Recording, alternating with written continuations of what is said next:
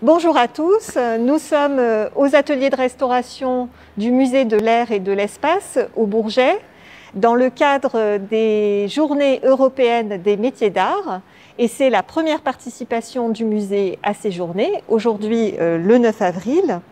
Donc j'ai à côté de moi Stéphane Lanitre qui est chaudronnier aéronautique aux ateliers du musée et je suis moi-même Rosane de Clémenty, conservatrice du département des collections techniques du musée. On a reçu un certain nombre de questions de la part de nos auditeurs suite à la diffusion des capsules vidéo qui présentaient les savoir-faire de nos personnels aux ateliers. Donc on a vu Fabrice Dagorne, mécanicien, Philippe Accard, maquettiste, et également Stéphane, qui nous ont présenté leur métier et les gestes relatifs à leur pratique. Donc on a eu quelques réactions et une première question qui s'est posée, c'est à quoi servent les ateliers de restauration du musée? Alors, on peut y aller. On peut y aller, Stéphane. Alors, les ateliers servent à conserver, mais aussi à remettre en état des appareils qui ne sont pas tout à fait en forme et pas présentables au public. Donc, on a un peu de travail souvent, principalement en structure, mais également au niveau mécanique. Donc, il y a de quoi s'occuper à un bon moment pour que les machines soient vraiment présentables et un bel aspect, disons. Et surtout, principalement, pour éviter qu'elles ne se dégradent un petit peu plus à cause des conditions climatiques ou de stockage. Alors les ateliers, je complète ce que tu dis, les ateliers, ils visent bien sûr à effectuer les travaux de conservation, restauration des objets du musée, des collections du musée. Ils viennent aussi beaucoup en support des travaux de muséographie du musée, hein, puisqu'il y a beaucoup de bâtis, d'objets qui permettent des soclages. Voilà, de socler les collections. Un exemple au niveau de la Grande Galerie, effectivement pour ceux qui ont la chance de visiter, vous verrez beaucoup de pièces en tube soudé en dessous de nos objets, que ce soit les moteurs, les avions, les accessoires divers. En fait, il y a beaucoup de pièces qui sont fabriquées ici, simplement avec les matières qu'on met en œuvre dans l'atelier. Voilà, donc ces savoir-faire, ils sont au service, bien sûr, des collections, de leur conservation, de leur restauration, mais aussi de leur mise en présentation. Et les ateliers de restauration ont aussi pour vocation de conserver ces savoir-faire et de les faire connaître et de les partager avec les plus jeunes, puisqu'on accueille aussi les transmettre, des stagiaires. Hein. On a une phase de transmission qui est assez importante. Enfin, à mon sens, ça fait partie pleinement du métier. Notre savoir nous a été transmis par nos anciens, par nos professeurs, au niveau des écoles, mais également par l'expérience professionnelle. Donc ce savoir, c'est bien de pouvoir en faire profiter le plus large monde possible. Voilà, donc beaucoup de fonctions, beaucoup de raisons d'être de ces ateliers au musée, au service des collections et aussi au service des publics et des jeunes désireux de se former au métier aéronautique. Alors, une autre question, c'est combien de personnes travaillent aux ateliers et quels sont les métiers qui sont représentés? Alors ici aux ateliers, actuellement, nous sommes 13. Il y a différentes spécialités qui sont représentées. La mienne, puisqu'on est dans mon atelier ici, donc la partie chaudronnerie, formage aéronautique. À côté, nous avons l'usinage, tournage, fraisage, enfin c'est du traditionnel, il n'y a pas de numérique ici. Nous avons un atelier menuiserie avec quelqu'un qui est vraiment très pointu dans ce domaine. Nous avons un peintre aussi. Une équipe de mécaniciens, un magasinier et 3 restaurateurs en plus de nos chefs d'atelier. Évidemment, pour l'environnement, on a aussi un petit peu d'espace vert parce qu'il y a quand même pas mal de surface et tout ça, il faut l'entretenir. Et bien, les objets, il faut les manipuler, donc on a aussi du personnel de manutention. Voilà. Voilà, c'est effectivement des métiers très différents qui concourent tous aux travaux du musée. Donc chacun est complémentaire de l'autre et se rassemble finalement sur les objets dans ce qu'on appelle le hall d'assemblage, donc qui est le cœur des ateliers. Et où convergent voilà, tous ces savoir-faire lorsque... On ne travaille pas tous, chacun dans notre boutique. En fait, souvent, pour traiter un avion comme ceux qui sont dans le hall actuellement, on peut être amené à être plusieurs spécialités à travailler en même temps sur l'avion. Donc pas seulement que les mécaniciens, pas seulement que le chaudronnier, ça peut être aussi le menuisier qui vient donner de sa personne, le peintre évidemment, enfin bon, c'est tous soit à tour de rôle, soit ensemble pour pouvoir soit les déplacer, soit pour pouvoir les manipuler. Ça c'est la fonction de base. Mais également pour les travaux, un petit exemple, quand on a fait le gros avion qui est devant la 26, là, on a été obligé de se mettre à toute l'équipe pour pouvoir traiter l'avion pour la préparation avant la peinture. Parce que la peinture, vu la taille de l'appareil, a été traitée sur place. Donc là, on s'y était tous mis pour pouvoir travailler dessus. Voilà, certains gros projets nécessitent vraiment la participation de toute l'équipe. On a besoin de bras. Alors, combien d'objets sont entreposés dans les réserves du musée? Alors, ce site des ateliers de restauration de Duny, il est vaste, puisqu'il mesure 130 000 mètres carrés, donc à peu près une surface équivalente au site du Bourget. Et il accueille aussi, effectivement, les réserves du musée de l'air et de l'espace. Alors, ne serait-ce qu'au niveau des aéronefs, donc la collection est une des plus importantes au monde, puisqu'elle conserve à peu près 400 appareils. Donc, sur les 400 appareils, une centaine sont exposés sur notre site du Bourget. Une cinquantaine sont déposés auprès de partenaires du musée, un petit peu partout en France. Donc, eh bien, plus de 250 aéronefs sont conservés sur le site de nos réserves à Duny. Et bien sûr, on complète cette collection avec des éléments, d'autres éléments mécaniques, des moteurs, des hélices et toutes sortes d'autres pièces détachées. Oui. Les équipements, il y a une quantité d'équipements divers qui est extraordinaire en variété.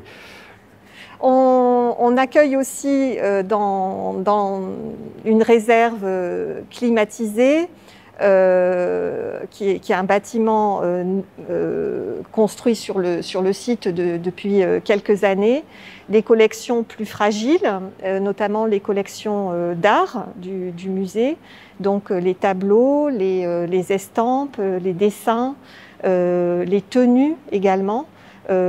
Sont désormais conservés aussi au sein des réserves de Duny. Et on a aussi une quantité de documentation très impressionnante. Oui, c'est vrai. Et qui est dans un de nos bâtiments à côté, sur l'ancienne base aéronavale. Il y a une quantité de plans... Il y a aussi une partie, effectivement, des réserves de la documentation qui sont conservées sur le site. Tout à fait. Alors, qui choisit quels objets doivent être restaurés et comment? Alors ça, c'est plutôt l'apanage des conservateurs et des chargés de collection au musée qui vont devoir faire des choix puisqu'on ne peut pas faire tous les travaux en même temps. Donc il faut désigner des pièces qui soit nécessitent des interventions d'urgence parce qu'elles sont en très mauvais état et on doit rapidement trouver une solution pour les préserver. Autrement, les projets de conservation, restauration sont souvent adossés à des projets d'exposition, donc de mise en valeur des collections. Et à cette occasion, eh bien, on va puiser justement dans nos réserves pour chercher des objets qui peuvent être dans un état plus ou moins dégradé. Et donc, à cette occasion, on lance des chantiers de restauration. Oui, ça peut être pour des expositions en interne, donc directement dans nos halls, c'est arrivé et ça se reproduira à plusieurs reprises. Mais également quand on prête les objets à des instances extérieures. Et donc ça nécessite un bon dépoussiérage dans certains cas, voire une remise en état parce que certains objets ont souffert des stockages de longue durée, on va dire. Et, ou ils ou alors simplement qui sont sortis des halls et puis qui ont besoin d'être rafraîchis avant de repartir ailleurs. Ils ont pu aussi tout simplement subir le vieillissement de leurs matériaux constitutifs hein, qui s'altèrent naturellement au fil du temps et donc nécessiter des petits travaux de consolidation ou de décrassage avant d'être de nouveau présentables pour les visiteurs au musée ou effectivement auprès de partenaires emprunteurs de nos collections pour les expositions temporaires. Alors, combien de temps prend une restauration, justement? Ouf, la question piège. C'est difficile de répondre à ça. C'est très variable, ça dépend de beaucoup de facteurs. C'est quasiment impossible à évaluer comme ça au premier regard. Tant la variété des objets est grande. Ça peut aller de quelques mois à de nombreuses années. Ça dépend du travail qu'on veut obtenir à la fin. Mais ça dépend surtout de l'état de l'objet au début du travail. C'est d'ailleurs comme ça qu'on procède. Hein, la première chose, c'est le constat d'état de départ. Hein. Donc on évalue l'état de l'objet, un peu comme un médecin. On fait un premier tour d'horizon en regardant l'objet sous toutes ses coutures. Après, le restaurateur et le technicien font un diagnostic. Hein, donc, qu'est-ce qu'ils peuvent bien faire face à cette situation à notre niveau. Voilà, avec leurs compétences, ils évaluent quels travaux sont possibles. Et puis, intervient le chargé de collection et le conservateur pour décider du parti pris des travaux. Donc, il y a toujours plusieurs options, hein, il y a plusieurs façons d'agir. Ça peut être juste une intervention à minima pour sauvegarder un objet, le sortir d'un état critique. Ça peut être du cosmétique, ça peut être du exactement quand les pièces sont vraiment dégradées et qu'à notre niveau on peut intervenir. Mais des fois, c'est simplement pour stopper purement et simplement la dégradation. Et des fois, on ne peut pas faire plus que stopper la dégradation avec nos moyens. Parce que c'est dans certains cas, comme certaines machines, par exemple, pour ce qui me concerne, les machines qui sont construites à base d'alliage léger peuvent être dans des états de dégradation qui nécessitent de remplacer certaines pièces. Malheureusement, si des pièces sont faciles à fabriquer, ce n'est pas le cas de toutes. Il y a beaucoup de pièces qui sont usinées, taillées dans la masse. Alors quand on a une petite, on arrive à les faire tenir dans les machines, on peut refabriquer. Mais dans certains cas, c'est carrément un morceau d'aile, un morceau de voilure ou un morceau de fuselage qui est aussi taillé dans la masse, parce que ça existe. Si, c'est malheureusement. Et dans là, ces cas-là, là, il n'y a pas de solution facile. Et, et c'est là aussi tout l'intérêt d'avoir rassemblé ici toutes ces compétences et tous ces métiers et les savoir-faire des restaurateurs et des techniciens aéronautiques qui peuvent se combiner justement en particulier quand il y a des restaurations lourdes à faire, c'est-à-dire des restaurations qui impliquent que l'on refasse des pièces à neuf pour compléter certains objets où il y a des dégradations trop importantes et trop avancées. Alors, une autre question, comment est valorisé, une question moteur, comment est valorisé le travail fait sur les moteurs ou sur les pièces cachées? Alors effectivement, on a vu que les moteurs pouvaient être démontés dans le cadre de restauration, que toutes les pièces détachées sont traitées, que certaines peuvent être aussi refaites pour compléter des parties manquantes. Donc effectivement, parfois ces pièces sont cachées dans le remontage. C'est valable pour un moteur, mais c'est valable pour beaucoup d'autres sujets. Je reviens encore une fois à la structure. Il y a beaucoup de pièces que je vais être obligé de refaire dans certains cas. Encore une fois, la 26 est un bon exemple, parce qu'il y a des pièces qu'on ne voit pas du tout de l'extérieur, mais si on ne les refait pas, on ne peut pas remonter ce qui est à l'extérieur. Donc, fatalement, il faut refabriquer ce qui est tombé en poussière par la corrosion. Pour ce qui est des moteurs, il y a des éléments qui sont internes, donc qui ne se voient absolument pas de l'extérieur, qui, s'ils ne sont pas montés, en fait, les éléments ne tiennent pas forcément très bien les uns entre les autres. Donc, il faut quand même faire un petit effort et remonter les pièces dans le bon sens et surtout les remettre dedans. C'était pas trop la politique il y a de très nombreuses années. Donc ils avaient tendance à vider les moteurs pour les alléger, pour pouvoir les accrocher au plafond. Donc il y a beaucoup de moteurs qui sont transformés en coquilles vides. Mais bon, c'est une méthode que je trouve un petit peu déplorable, malheureusement. Mais tu as parlé dans ta vidéo de ton amour du travail bien fait.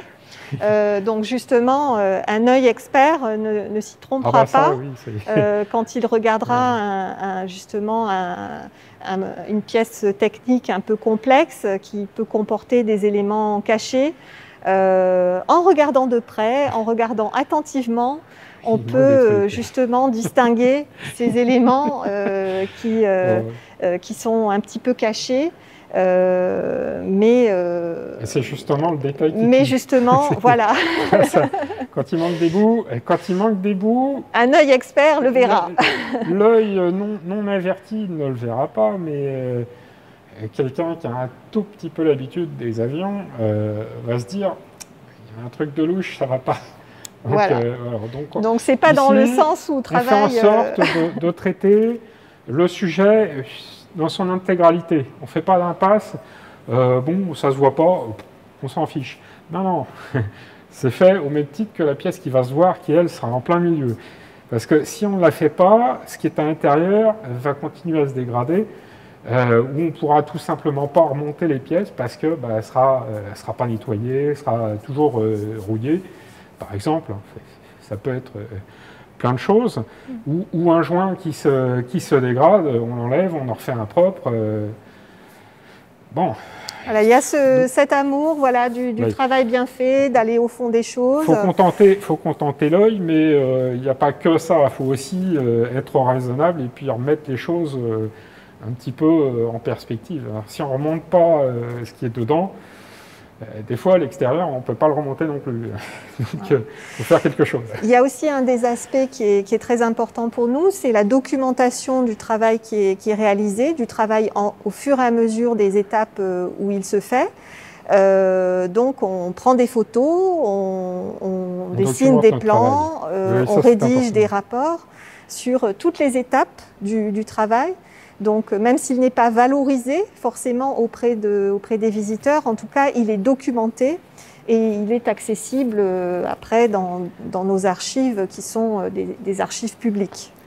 Disons que là où c'est intéressant, c'est que quand on fait une restauration, par exemple une restauration moteur, des fois les pièces, comme pour la structure également, même si elle n'est pas visible, elle peut être totalement dégradée et nécessiter une refabrication. Donc on prend, pareil, si on n'a pas le plan, on les refait sur place, aux dimensions qu'on peut relever sur les débris de l'ancienne, et ça permet de compléter en remplaçant l'ancienne pièce qui, si elle manque, ne permettra pas le remontage de l'objet. Donc pour la transmission, c'est un petit peu moyen, quoi. Faut, bon, on peut faire un pas sur pas mal de choses, mais montrer quelque chose qui n'est pas complet, bon, c'est un peu dommage. Voilà. Travail pour les générations futures, donc on veut transmettre du travail bien fait et des choses exactes. On refait les dessins quand on n'en a pas, donc on prend les cotes, on retrace un dessin s'il y a nécessité de refabriquer la pièce, et à partir de ce dessin, on va refabriquer l'élément qui manque. Une autre question? Alors, c'en est une pour moi. En tant que conservatrice, avez-vous suivi une formation technique spécifique pour travailler au musée de l'Air? Alors, malheureusement, non. En revanche, j'ai une formation en histoire des techniques, mais ce qu'on apprend en histoire des techniques concerne finalement très peu l'histoire de l'aéronautique. Donc, cette formation, elle s'acquiert sur le tas, en travaillant sur les collections du musée, et puis aussi, bien sûr, au contact des personnels qui sont, pour le coup, eux, formés à ces techniques du milieu aéronautique et qui sont d'une aide précieuse au quotidien sur tous ces sujets. Donc, il y a des allers-retours très fréquents entre un conservateur de collections techniques et les gens du métier qui sont détenteurs à la fois des savoirs et des savoir-faire techniques. C'est nécessaire pour le travail à réaliser, et c'est nécessaire aussi pour la sécurité des personnes et des objets, parce que on est quelques-uns à être soit d'anciens militaires, soit d'anciens de l'industrie aéronautique. Enfin, anciens, pas si anciens que ça quand même, il ne faut pas exagérer, mais donc on a une certaine expérience qui, dans certains cas, peut préserver, on va dire, les mains, les pieds, la tête des personnes qui vont toucher aux objets. Attention, ce truc-là, ça peut être dangereux. Voilà, donc, tout à fait, c'est pas négligeable. C'est très important quand on a un objet technique comme un avion. Par définition, un avion, c'est pas quelque chose d'anodin, et ça peut très vite se montrer dangereux pour qui ne connaît pas et ne sait pas le manipuler. Tout à fait. Sur ces objets complexes, voilà, les compétences multiples sont tout à fait nécessaires. Pour les manipuler également, pour les déplacer. Et même pour les étudier. Et pour les étudier. Alors, êtes-vous en contact avec les constructeurs aéronautiques pour rénover des avions ou des pièces d'avion? Alors, effectivement, on a des contacts avec les industriels, plutôt souvent des anciens d'ailleurs, qui ont travaillé auprès des industries et des constructeurs aéronautiques. souvent, ils font partie d'associations d'ailleurs, avec lesquelles nous travaillons, nous échangeons nos renseignements, notre documentation. Et parfois aussi, bon, il y a les anciens qui sont souvent dans le milieu bénévole, des associations qui gravitent autour du musée de l'Air ou dans le même, je dirais, dans le même milieu. Mais il y a aussi des industriels toujours actifs. On a périodiquement des contacts chez Air France, chez Dassault, et puis Airbus aussi, puisque un exemple, le Delta de Foix, donc la 380 qui est sur le parking, bon, il y a des échanges, bon, tout à fait. Pas à notre niveau ici à l'atelier, mais je sais qu'au niveau des directions, ils sont en échange c'est un assez régulier partenariat. Pour le suivi de l'appareil. Il y a des partenariats effectivement établis avec certains constructeurs. Et puis, bien sûr, les relations avec les associations, dont certaines sont hébergées aussi sur le site de Duny, donc notamment les Ailes Anciennes et Memorial Flight, qui sont juste à côté des ateliers de restauration et des réserves. Et puis on a l'IT Mercure qui arrive chez nous et IT Mercure change de côté de la piste effectivement, pour venir nous rejoindre. Vient nous rejoindre bientôt. Oui. Alors justement, ces réserves, une des questions, c'est est-ce qu'on peut les visiter? Alors on peut les visiter une fois par an, lors des journées du patrimoine, au mois de septembre. À cette occasion, d'ailleurs, les ateliers sont à l'honneur, hein, puisqu'on ouvre... Nos visiteurs à bras ouverts pour cette occasion. Il y a aussi, bon là, à cause de la contamination du Covid, nous avons aussi les visites du comité départemental du tourisme du 93 qui ponctuellement nous envoie des groupes de visiteurs, donc c'est pareil. J'assure une partie de la visite de temps à autre quand les guides de la Rama ne sont pas disponibles. Donc ça m'est arrivé et ça m'arrive encore de temps à autre de faire le guide au pied levé, on va dire. Oui, tout à fait. Ponctuellement, voilà. Ponctuellement, on accueille aussi... C'est toujours très intéressant de pouvoir échanger avec des gens qui sont soit des gens qui découvrent totalement, soit des passionnés, donc ils ont tendance à mettre des questions pièges régulièrement, je reprends plein la tête, c'est extraordinaire. Il y a des échanges fabuleux à ce moment-là. Voilà, c'est l'occasion justement aussi d'animer ce réseau hein, de professionnels ou de passionnés de l'aéronautique. Ça permet d'avoir des contacts. Que d'ouvrir ces ateliers quelques fois dans l'année, notamment à l'occasion des journées européennes du patrimoine, et puis plus ponctuellement pour des visites en plus petits groupes. Alors, pourquoi est-ce que certains avions ne sont jamais exposés au musée? Bien, on a un petit peu répondu à la question en disant qu'on avait une collection tellement énorme qu'il n'est pas possible de l'exposer dans son intégralité sur le site du musée au Bourget. Et puis c'est aussi l'intérêt d'une collection de musées que de pouvoir être changé. Hein. On opère régulièrement ce qu'on appelle des rotations dans notre jargon. Donc on change la présentation des appareils sur le tarmac au Bourget de façon à renouveler l'intérêt des publics. On ne peut pas non plus exposer tous nos avions pour des raisons de conservation.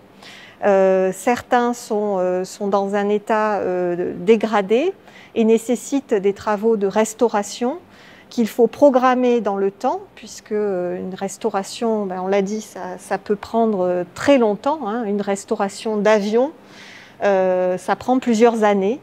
Donc, on n'est pas encore à bout du processus. Oui, de restauration de notre collection. De très nombreuses années. Voilà. On peut rajouter des superlatifs à volonté. Là, il y a de quoi s'occuper, effectivement, pour plusieurs vies, sans aucun problème. Voilà, donc on y travaille au quotidien, mais évidemment, la progression n'est pas visible à court terme. C'est du travail sur le long terme. Vu la place disponible pour pouvoir exposer un avion, parce que c'est facile d'en mettre, pas dans un volume comme celui-ci, une vingtaine. Hein. Je les ferai rentrer, il n'y a pas de problème. Par contre, vous ne le verrez plus. Voilà. Donc exactement, il y a aussi la valorisation de ces objets volumineux qui nécessite que l'on puisse aussi tourner autour, avoir du recul. Donc dans nos halls à l'intérieur, eh bien, on ne peut pas forcément amener énormément d'objets parce que sinon, en fait, comme tu le dis, on ne les voit plus. On manque de place. Et on n'a plus de recul, ils ne sont pas mis en valeur. Un bon exemple, c'est de compacité des machines au Mécube, c'est le hall de la voilure tournante où là, je trouve qu'on a été un petit peu généreux sur la quantité. Ou alors, il faudrait pousser les murs. Parce que effectivement, c'est très compact. Là, c'est franchement, je crois qu'on a un petit peu optimisé la place. Là, il y en a vraiment au max. Hein. Bon, c'est une présentation, voilà, un petit peu ancienne. Aujourd'hui, on ferait peut-être plus la même chose. On ferait peut-être certainement beaucoup on valoriserait, on donnerait un petit peu plus d'espace aux machines, comme on l'a fait dans la grande galerie d'ailleurs. Une question pour toi, Stéphane. Est-ce stressant de travailler sur des vieux avions quand on n'a pas les plans? Pour moi, c'est pas stressant. C'est stressant pour le chef qui se demande ce que je fais devant l'ordinateur en cherchant des photos, parce qu'il voit que je passe des heures sur l'écran ou que je suis en train de redessiner sur un bout de papier la pièce qui va me manquer. Alors oui, il y a tout le travail de recherche. Tous les à côté, il ne voit pas forcément le côté recherche qui est autour. Il y a une partie recherche documentaire. Pour toi, cette recherche, elle est stressante? C'est très intéressant. C'est très intéressant. C'est très long. Des fois, c'est un peu fatigant parce que d'une petite photo, des fois, il faut la tirer pour aller chercher le petit détail qui va permettre de refabriquer l'élément qui va manquer. Un exemple avec le Potez 25 qui est dans le hall, où j'ai certaines pièces sur des dessins, donc j'arrive à faire des recoupements à partir d'autres dessins et puis à partir du catalogue de pièces détachées. Bon, ça, c'est un exemple. Mais quand tu arrives à tes fins... alors là, c'est... Je suis content. Voilà, je peux vous dire que fabriquer une pièce comme les capots, par exemple, toujours sur ce Potez 25, ça a été au début un grand moment de solitude, et au final, je trouve que ça rend bien. Bon. Ça rend bien. Il y a eu pas mal d'hésitations, de tergiversations, on vient à bout du temps imparti. Peut-être une dernière petite question? Deux, peut-être? Alors, est-ce que les avions peuvent voler? Certains, oui. Certains sont encore en état de vol. à taux vol. Bon. Malheureusement, ce n'est pas le cas de tous. Et je voudrais mieux pas. Mais bon, c'est effectivement certaines de nos machines. Alors, je parle en particulier des hélicoptères. Je connais un petit peu la partie.